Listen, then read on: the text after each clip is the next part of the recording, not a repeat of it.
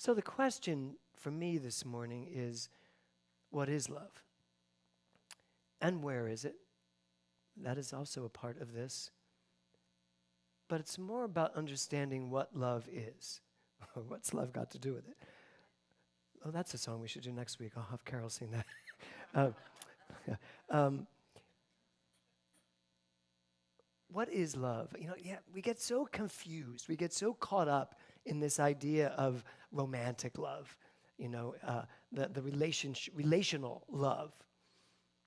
But what we teach and what we know is that love is a force, as Ernest Holmes says, right? Love is a universal force. Love is an energy. Love is a dynamic energy. It's the quantum field that is creating everything. And we use the word love to identify it. Not everybody does that, but we do in New Thought. And therefore, when we say, where is love, what we're really asking ourselves when we're singing a song like that, kind of a plaintive song of saying, where is it? What is in my, where is this thing called love? What we're really saying is that somehow we have allowed ourselves to become separate from it. We've somehow forgotten who we are. So, as you know, we have moved to Palm Springs, and it's funny because I keep saying home, meaning here, when it's there, so it's confusing. So the other night, I woke up, I guess around 4 or 5 in the morning, and I had closed all the drapes in the room. And our bedroom now is 3 times the size of our bedroom here in Studio City. So it's a long walk around the bedroom if you have to get up in the middle of the night, right? Put your minds there. And so it was around 3 or 4 in the morning, and I woke up in a state of complete amnesia. Did you ever have that happen? I didn't know where I was, why I was, what I was. I was like, I had no reference to the bed I was in, to the room I couldn't see. I really had no idea. And I was laying there in this very strange feeling of like, where am I? And I made a little bit of movement. Do you know how I found out where I was? You know how I remembered who I was and remembered where I was? The dog, Mia, heard me moving, came jumping on the bed, and I was like, oh, that's who I am. Yes, I'm Mia's dad. Yeah, but then I got it because she jumped on the bed. She could never jump on the bed in Bluebell. It was too high. This bed, she's right on it. As soon as she hears you move, she's on the bed. And then I got up and I opened the blinds, and there was this gorgeous starlit sky, and it was just this beautiful moment. But I thought about it, and I was thinking about what I was going to talk about this week. I was like, I have to somehow make sense out of this moment, metaphysically. What causes a mind to suddenly go completely blank? So the title of my talk today, that's what it is Where Am I? Where am I?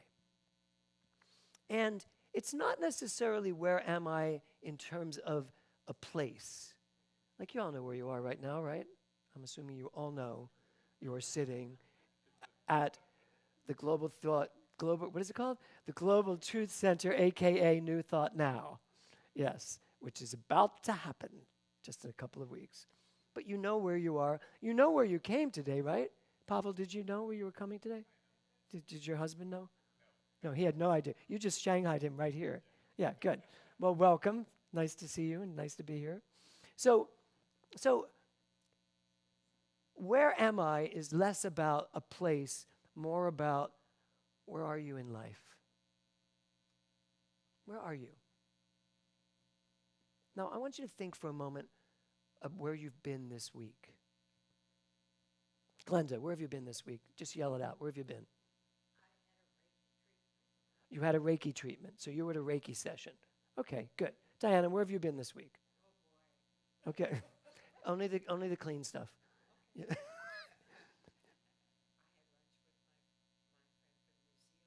Okay, where?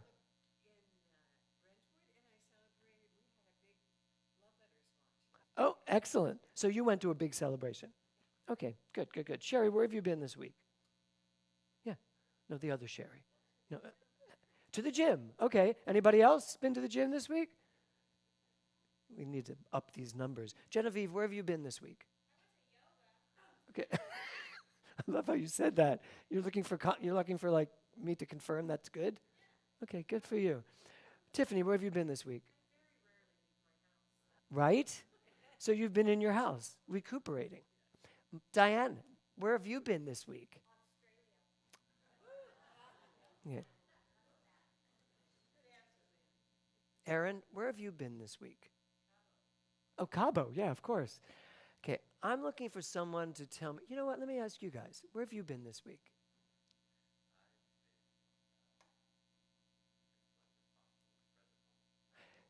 I knew to ask you. So there's a difference, isn't there, from that answer to Cabo? Because when we think about where he said, I've been in the present moment. So when I'm asking you, where have you been, most of us go to the relative world. I've been to Ralph's, I've been to Trader Joe's, I've been to Cabo, I've been to Australia, I've been to yoga, I've been to the gym. They're things, right? But that's not where you've been. Do you know in the quantum field, and I'm not going to go into this because it's very confusing, there are no relative places. In fact, the gym doesn't exist but for your experience of it in the quantum field, because it's all energy.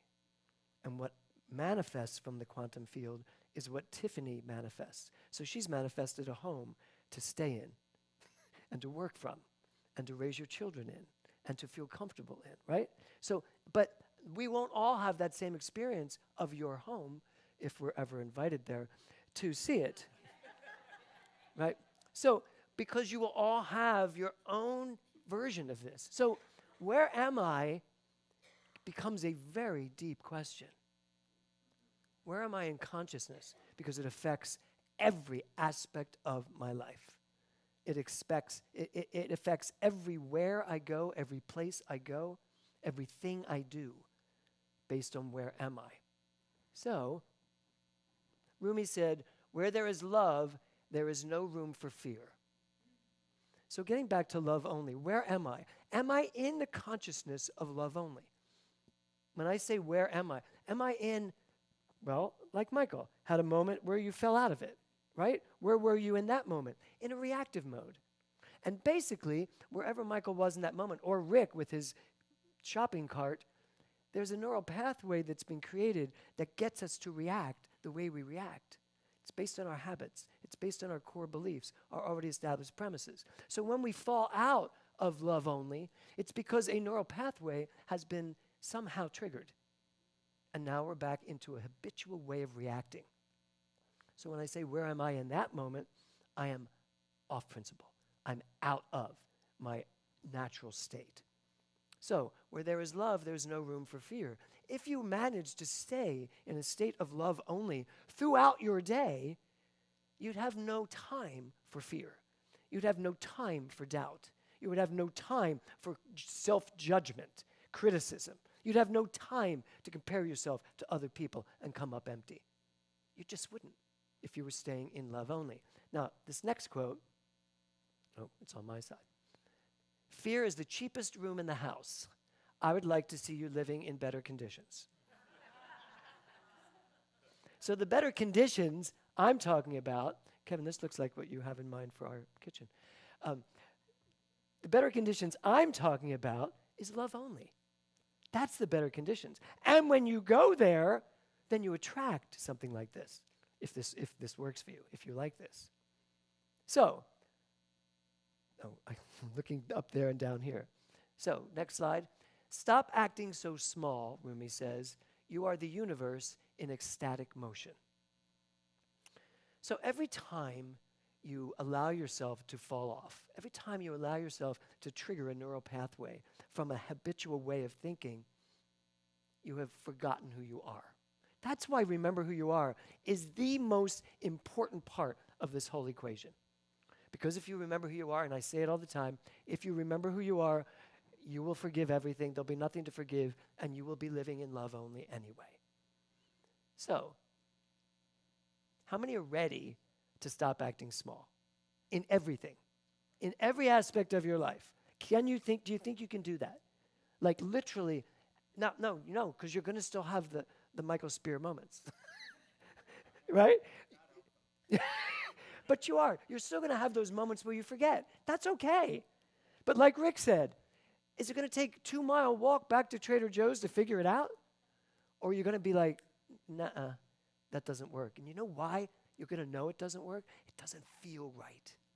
When you're really in touch with your body-mind connection, that one thing, it just doesn't feel good to be in fear, does it?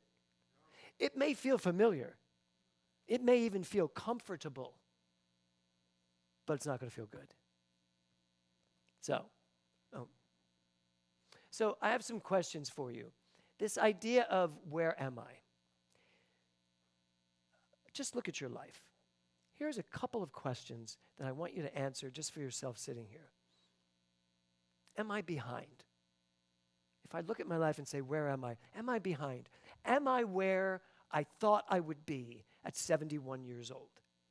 Have I accomplished what I wanted to accomplish? Have I somehow taken those things that I haven't accomplished and put on it a moniker of, I'm behind? So that's something for you to just look at and say, am I behind?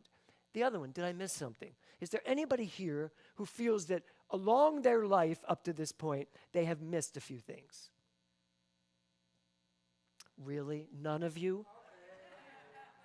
I'm like, let's get it real, folks. Yeah, so, okay, we've missed a few things. I totally should have had a Tony Award by now. I don't know how it didn't happen. It's still coming, but I missed it somewhere along the line.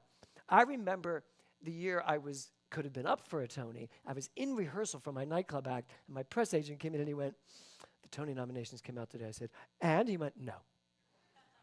And I was like, oh, okay, I'll get one next year. Next year did not come, or the year after that, or the year after that. And there was a time in my life where I actually felt I missed my chance. I missed my mark. I missed the time when it should have happened. I don't think that way anymore. But you may, and we may in areas we're not even sure that we feel that way about. We don't even know it. It's just in there. It's in those neural pathways that suddenly pop up and I see it, right? And then the last one, is this where I'm supposed to be? When you say, where am I? Is this where I'm supposed to be? Am I supposed to be in Westlake Village on a Sunday morning speaking to a room full of people and more people on the internet? To Anthony's going, yes, this is where you're supposed to be. But when I ask that question, does my mind go to, I could be, boom, I could be here. I could be doing that. I could be making a lot more money if I did this. There's so many different answers to that question, is this where I'm supposed to be? As opposed to a spiritual download of, is this where I'm supposed to be? Where am I? And I'm going to get to an answer that Ernest Holmes gives us in a moment. So, what life is not supposed to be is a straight line. Okay? I want you to look at this. Childhood, everybody have one? Good, okay. Did everybody go to school at a certain age? Where they kind of forced you to go to school? Really forced me, like dragging and kicking. Like I would not leave my mother. Career, everybody have a career at some point? Anybody career free? Not now, like during your life, because this is the linear way your life works. Childhood, school, career, then you're supposed to fall in love. You're supposed to find somebody and, couple up and fall in love. Has everybody at least fallen in love once? Anybody never fall in love? Okay, good.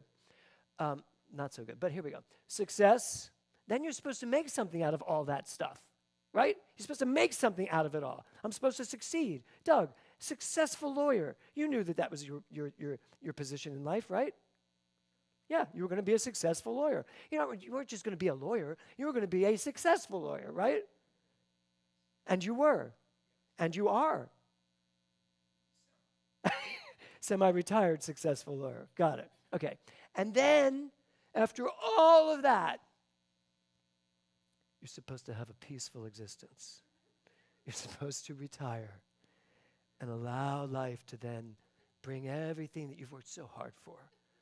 Right? I'm glad you're laughing, Lisa. You must be loving watching the Olympics.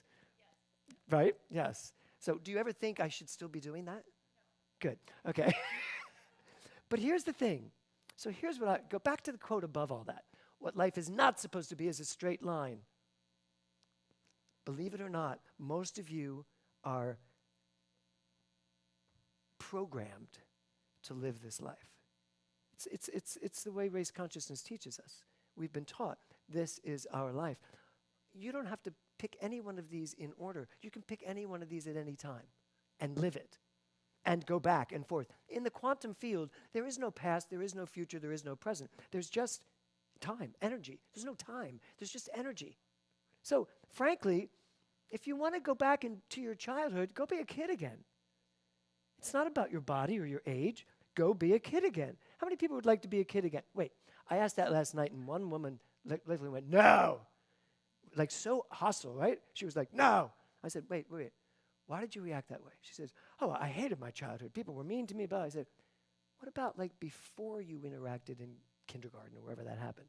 What about 1 and 2 and 3 when you were just free and everybody gave you everything you needed, and when you screamed, they took care of you? She went, oh, I'd love to go back to that. I said, okay, you just instantly went to your definition of childhood, because there's no such thing as childhood. There's just your understanding of childhood.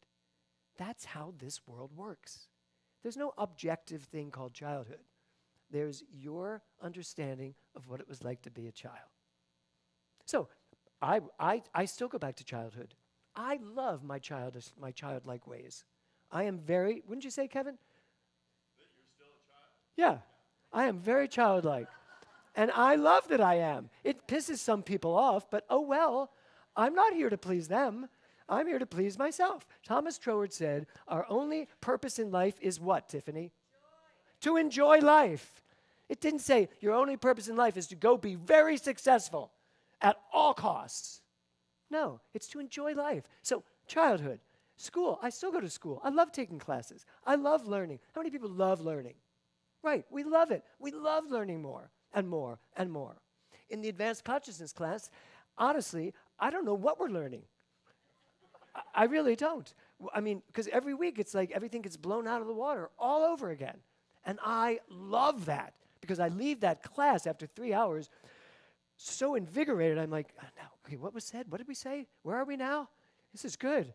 Yeah, so I love school. So what I'm trying to get to today is that we are not who we think we are. We are not tactile, physical beings. It's just the shell. This is just what you have to use. Who you are, what you are, is a field of pure intelligence. In Bod's, I used a quote, your body is not an object. It is a field of intelligence. So if your body is a field of intelligence, all your body's waiting is for your mind to tell it what to do, which my affirmation is, my body knows what to do. No matter what's going on, I get a cold, my body knows what to do. And it's the truth. That's how it works. So, see this line here? You don't have to live it in order. If you are all, certainly in Palm Springs, it's an older crowd. Can you imagine? It's an older crowd.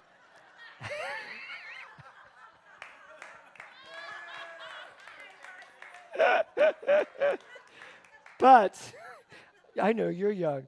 But, and Genevieve is still in her 30s, so yes. I think that's it, folks. No, sorry. Yes, you're good, Pavel. Yeah, you're still in your 20s, right? Yeah, let's go with that.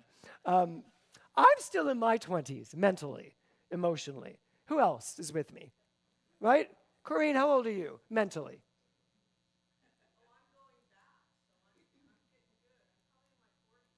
Good. Excellent. That's what I'm saying here today. It's a choice. It's all consciousness. You get to decide. Don't buy into this linear lifestyle. And when you say, where am I? Don't point to that and go, well, I'm in the peaceful existence part. No, you can be in all of them simultaneously. Everything, everywhere, all at once. That's the quantum field. That's who you are. Oops. So, the idea of being lost, so when I say, where am I? The idea of being lost often comes from measuring ourselves against someone else's map. How many of you are still trying to live up to a map that you did not create.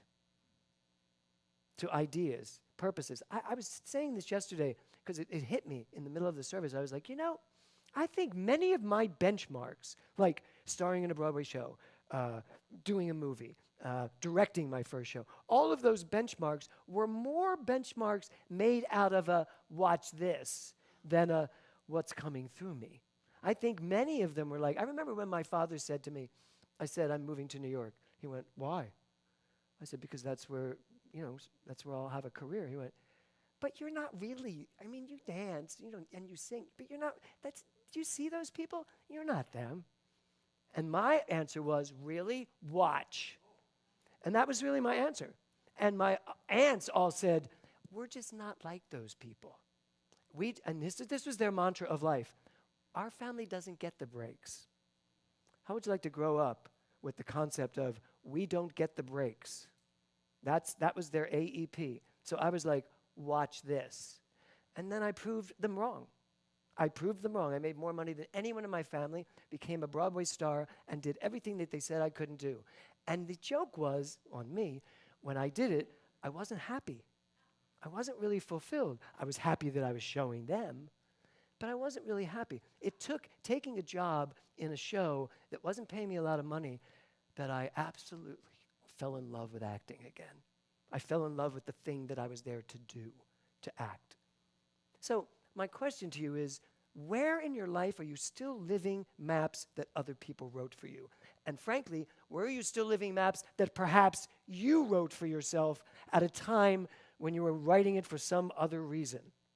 Are you still holding on to that? Are you still believing that that's your purpose, that's your road? So all of this is to stimulate you to say, where am I right now?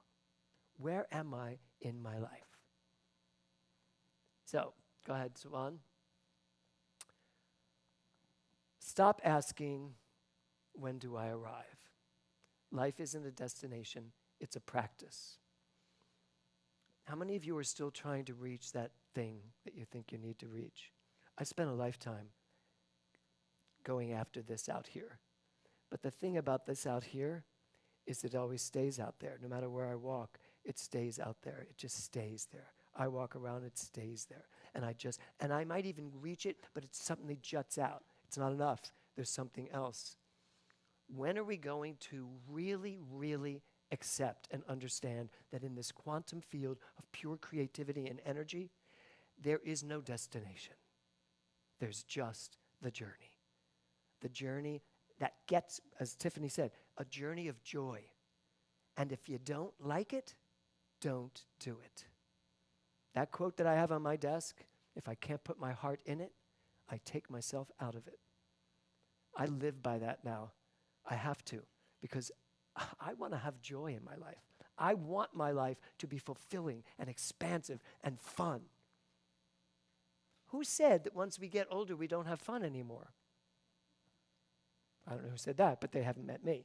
So, okay. How can I be fully here? How can you, well, like you said, being present, that's where you've been, right, this week. How can you stay fully present? Well, here's the answer. Love only. Go ahead, Swan. I keep thinking I'm doing yours too, but you're doing yours. Love only. So we go back to that. How do you stay present? How can you stay fully present, which, by the way, is the only place where the power of your life is in the present moment? You can't change the past. You can change your relationship to it if you want to do that work. You can't change the future. You can futurize and think about what you want to be in the future, what you want to accomplish. Not a bad thing to do. But all the power is right here in this moment. And what is this moment? Go right back to the top of this talk today. What is this moment? It is an energized field of love only, moving through me at all times. I get to take it, I get to use it, I get to then demonstrate from it. And if I leave nothing else but love only in my experience of life, boy, do I have a great recipe for a happy, healthy, successful, vibrant, powerful, expansive life. So, you are here, right where you are, right where your feet are. Jason Mraz has a great song called Be Where Your Feet Are. Anybody know it? It's a great song. Be where your feet are, because many of us aren't. We're like somewhere else out there, because that's what your mind can do. Go anywhere. But you know what? Bring it back. Be right here where the power of the universe is. Next slide, Swan. Ernest Holmes said this: you are always at the right place at the right time, and each moment is the right moment. For years, I thought that was a very sweet, wonderful, darling quote from Ernest Holmes. But it's the truth. Because we're always at the right place at the right time, because there's only one place and one time. And when he says each moment is the right moment, there is only one moment. There's no past. There's no future.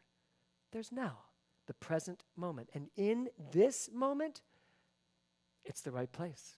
It's the right time. It's the right moment to create the exact life you want to create if you stay in that consciousness of love only and create from that.